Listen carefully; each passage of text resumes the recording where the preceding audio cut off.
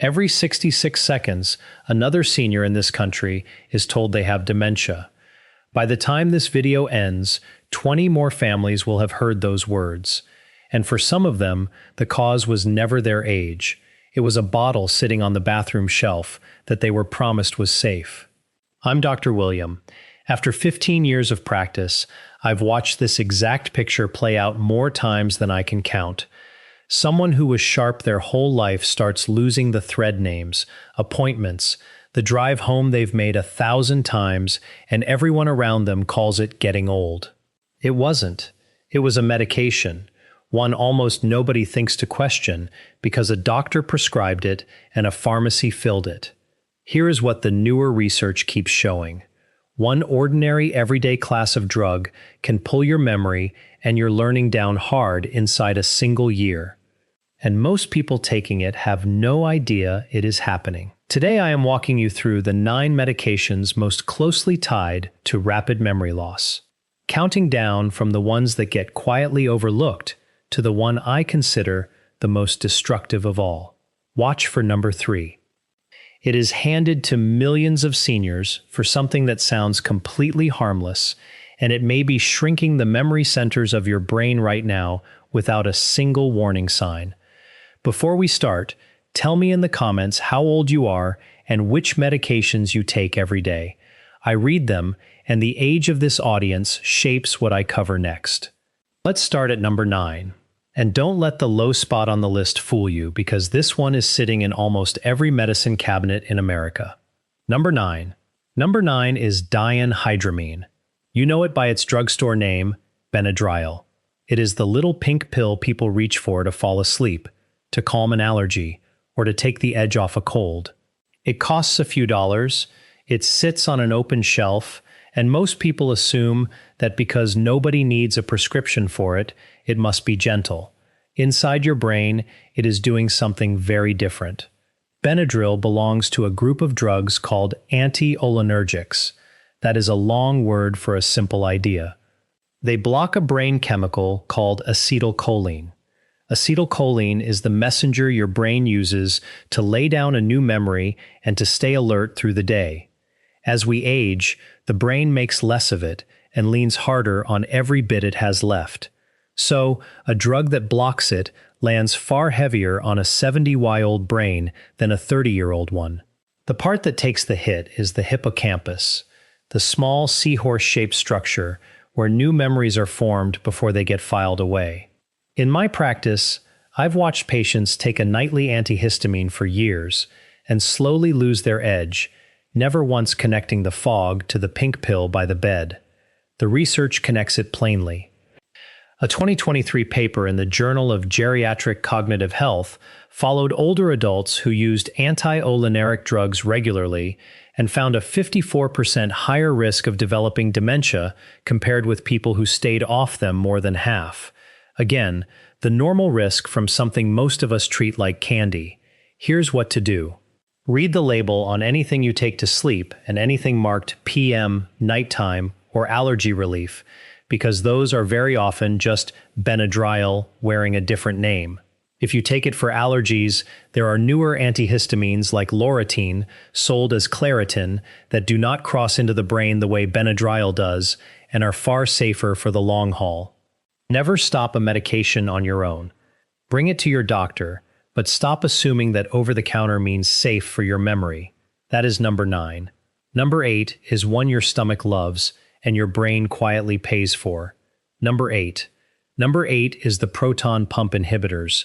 The big names are omeprazole, sold as Priloc, and esomeprazole, sold as Nexium. These shut down acid production in the stomach and they get handed out for heartburn, reflux, and that burning feeling after meals. People stay on them for years, sometimes decades, because the moment they stop, the symptoms come roaring back. So it feels like the drug is the only thing holding the line. Here's the part almost nobody hears at the pharmacy counter. Your stomach needs acid to pull certain nutrients out of your food, and chief among them is vitamin B12, which protects the wiring of your nerves and your brain. Turn the acid down far enough, long enough, and your B12 quietly drops. So do magnesium and calcium. Two minerals your brain cells depend on to fire and signal cleanly. Starve the neurons of those, and you get misfires, confusion, and memory slips that look exactly like early Alzheimer's, when the real cause is a nutrient your medication has been blocking all along. In 2016, a large study in JEM and neurology examined more than 73,000 people aged 75 and older. Regular PPI users had a 44% higher risk of dementia than people who did not take them. And the trouble runs deeper than nutrients because PPIs have also been shown to raise levels of amyloid beta in the brain, the sticky protein that builds up in Alzheimer's disease. So, here is the move. If you take a PPI every single day, that is the conversation to have with your doctor. Many people can taper down onto a gentler class called H2 blockers, like famidine, sold as Pepcid, which is far less likely to affect your thinking. Chewing Deleuze's cyarizinated licorice, a natural compound that coats and calms the stomach lining, can ease symptoms with no cost to the brain at all. The goal is the lowest dose for the shortest time, not a pill you take forever out of habit. Number 7 is prescribed for a problem most people would rather not talk about.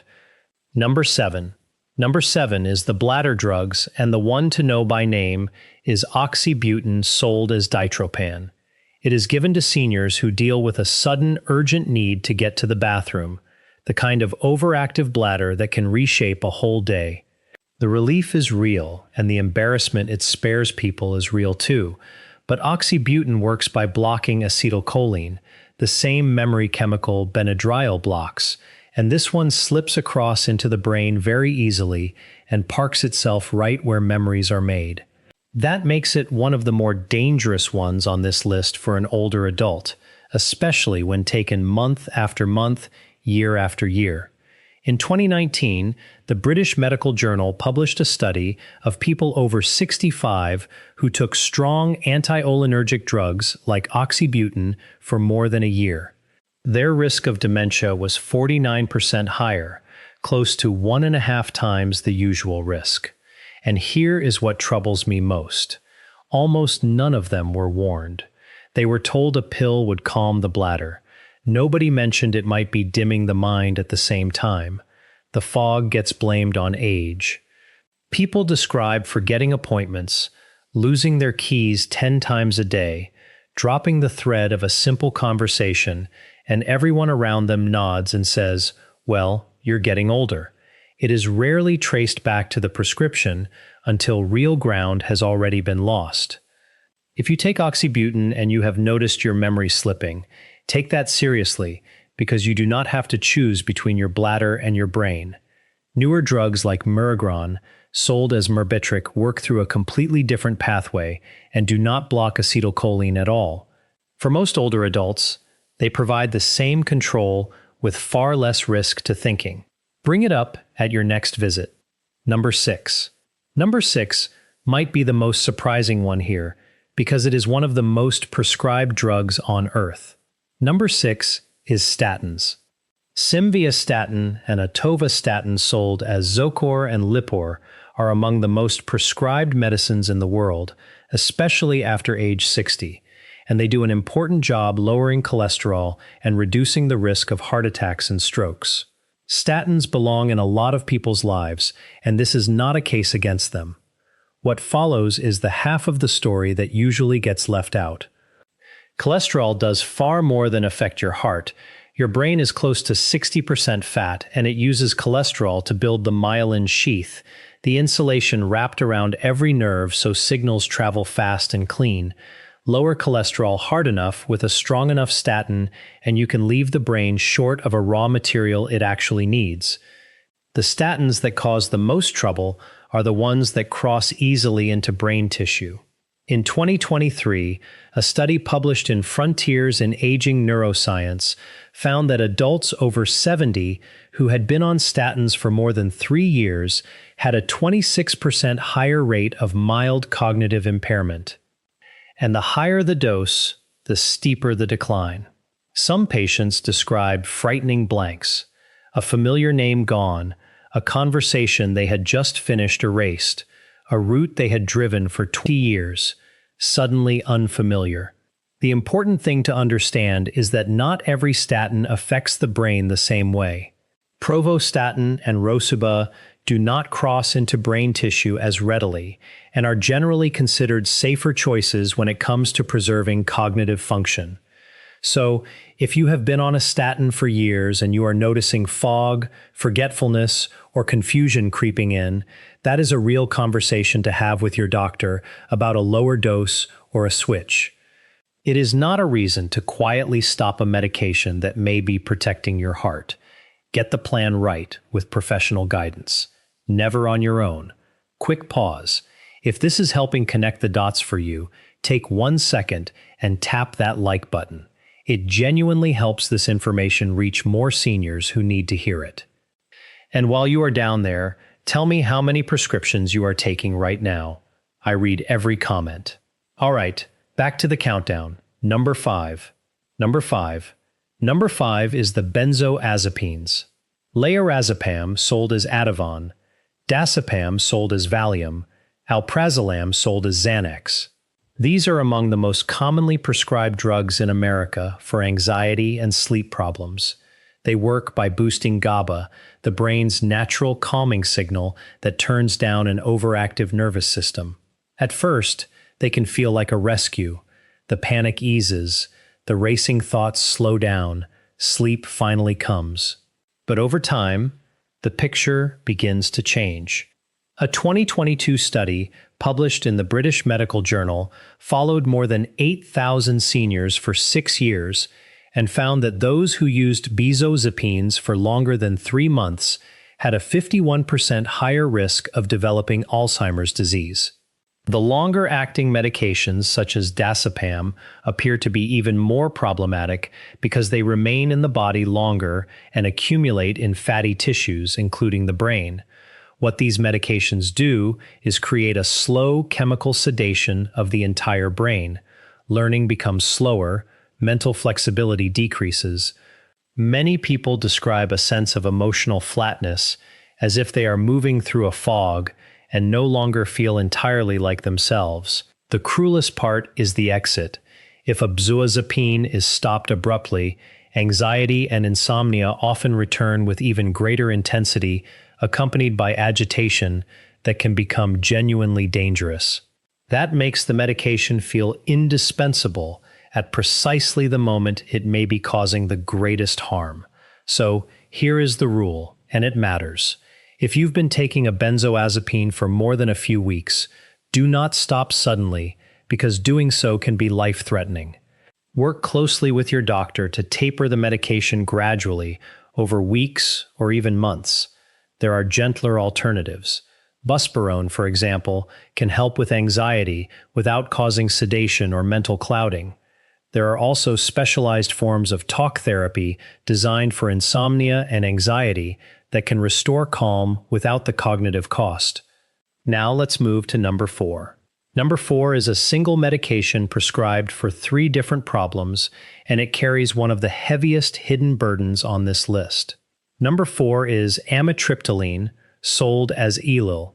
It is an older antidepressant that is still widely prescribed today for nerve pain, sleep difficulties, and even migraine prevention. That versatility is exactly why it became so widespread. It looks like a medication that can do everything, but beneath the surface, it is one of the most powerful anti-cholinergic drugs still in common use. That means it strongly blocks acetylcholine, the very chemical your neurons rely on to communicate with one another and to store new memories. It blocks acetylcholine so aggressively that with long-term use, memory problems stop being a rare side effect and begin to resemble an expected outcome.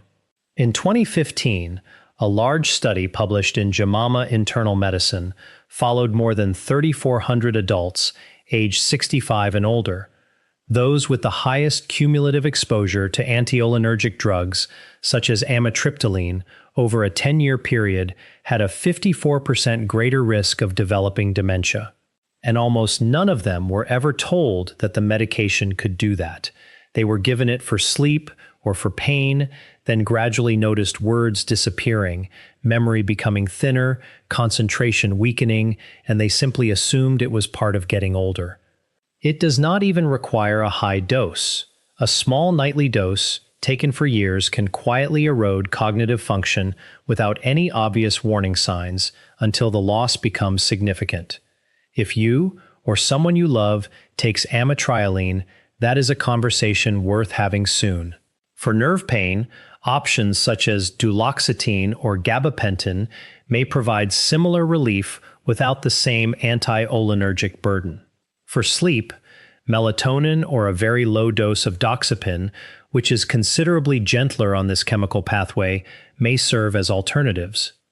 And for mood disorders, newer antidepressants, such as sertraline or acidiopram, are generally considered much safer for the long-term health of the brain. Number 3.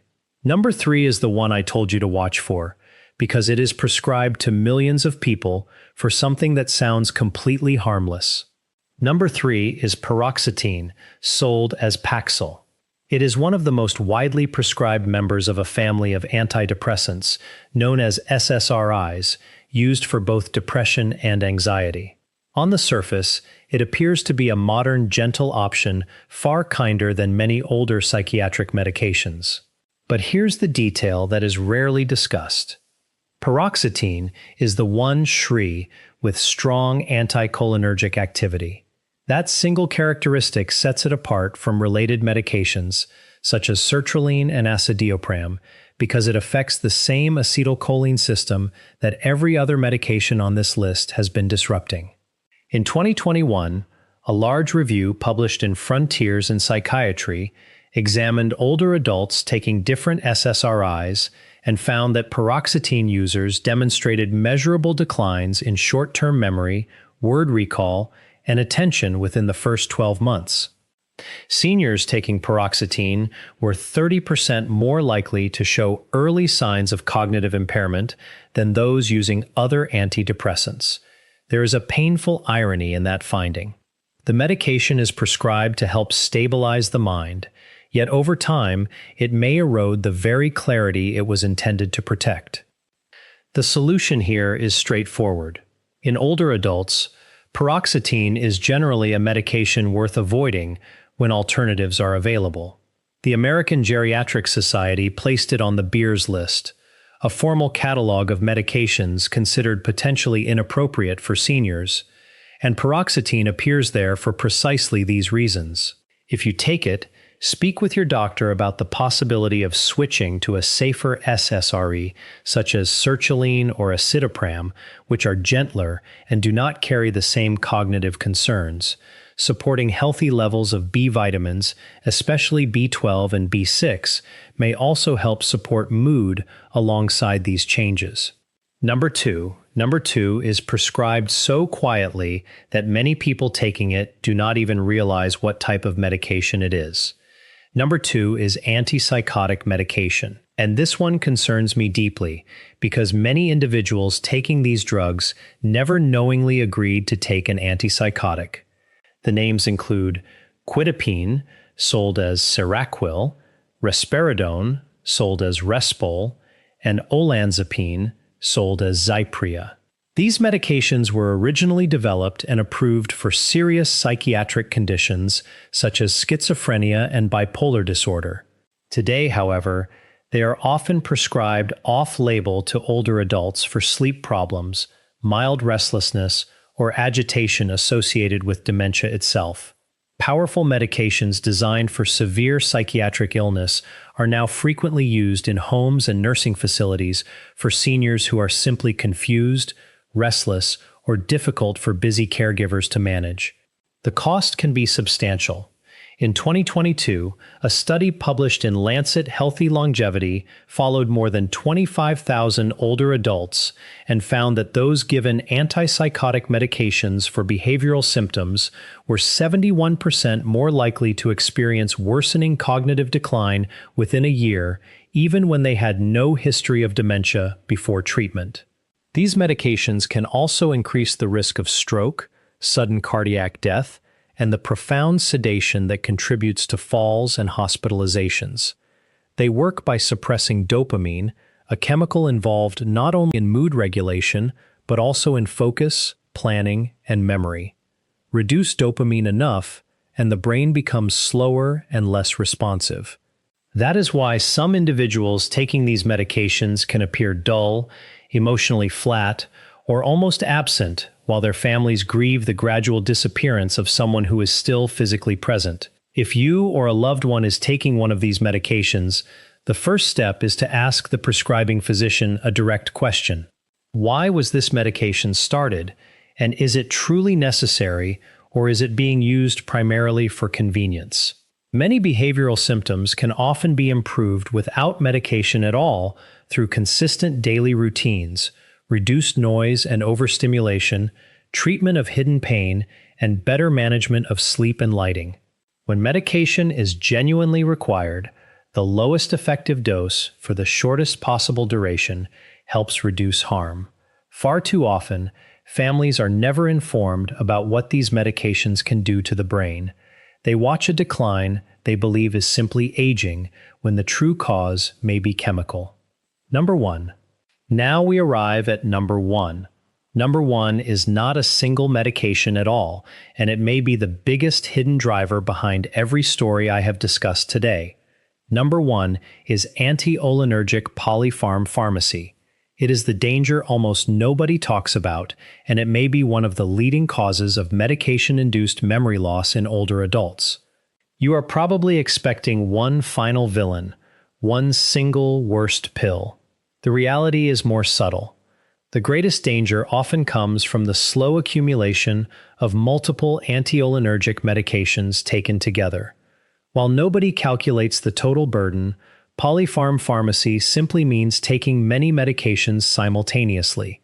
Anticholinergic burden refers to the combined effect of all of those medications blocking the same memory-related chemical at the same time. Imagine a very common scenario. A senior takes Benadryl every night for sleep, oxybutynin every day for bladder control, and amitriptyline for nerve pain. Individually, each medication may produce only a small and barely noticeable effect. Together, however, those effects compound and the burden on the brain rises rapidly. In 2022, a study published in Age and Aging tracked more than 280,000 older adults and found that those with the highest anticholinergic burden had a 120% higher risk of dementia within 10 years, more than double the risk. And the overwhelming majority had no idea they were taking anticholinergic medications at all. No one had ever explained it to them. When acetylcholine is blocked from several directions simultaneously, the brain does not simply slow down.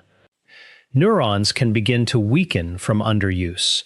Connections may shrink, and the brain can settle into a quiet, underpowered state that looks remarkably similar to Alzheimer's disease during cognitive testing. Here's the hopeful part, and it is the reason I made this video. Medication-induced cognitive decline is often reversible when it is identified early. Reduce the burden, and many people regain clarity, energy, and memory within weeks or months. The brain is far more resilient than many people realize, but only when the source of harm is removed. The solution does not require a miracle. It requires a careful medication review. Sit down with your doctor or pharmacist and review every prescription medication, every over-the-counter product, and every supplement you take. Add up the total anticholinergic burden. Simple scoring tools are available to help identify that risk. Once the problematic medications are identified, unnecessary drugs can be reduced or discontinued under medical supervision. Safer alternatives can be introduced, and the brain can be given an opportunity to recover. This may be the most preventable threat to the aging brain on this entire list, and that is exactly why it holds the number 1 position. Close. Now, I want to hear from you. Of these 9 medications, which ones are currently in your medicine cabinet? Have you noticed brain fog or increasing forgetfulness after starting a new medication? Tell me in the comments below, and tell me that you will ask for a medication review this week. Your answer might be the very thing that helps the next person who reads it. And before you go, there is one more place your body hides its warnings. Your medicine cabinet is one place. Your hands are another. Your fingernails can reveal warning signs involving your kidneys, your blood, and even your nervous system years before other symptoms appear. Most people never learn what to look for. That is the topic of the next video. I will show you the 4 nail signs worth checking tonight. I'm Dr. William.